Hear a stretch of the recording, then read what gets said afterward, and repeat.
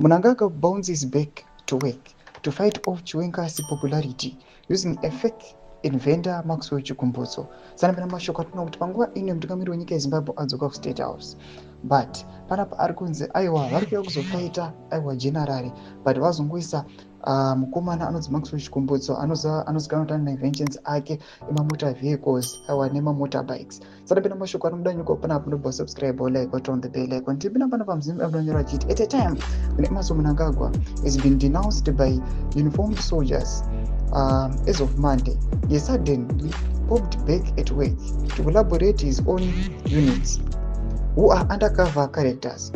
And the ZBC channel later Tuesday reported one Maxwell Chikumbutso, a character synonymous with sudden death of prominent people. Mnangagwa paraded Chikumbutso at State House as an inventor of an electric car and a motorbike, both that run forever without any fuel. Chikumbutso uses his said inventions to project Mnangagwa as a promoter of science and development.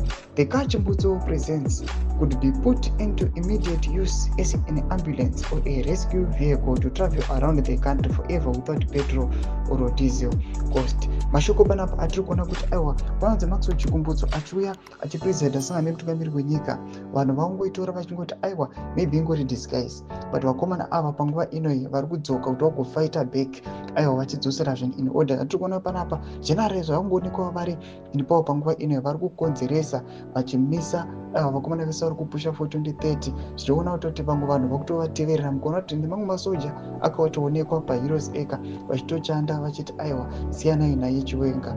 Tiudze mafungiro enyu muri kudii pamusoro pechiitiko ichi chiri kunzi aiwa mutungamiri wenyika kudzoka kwaita aiwa naMaxwell Chikumbutso ingori nyaya yekuti wangodzokera muofisi wasitobvise zviri kuitika. Tiudze mafungiro enyu pinda comment section medu, subscribe or like, turn on the bell icon.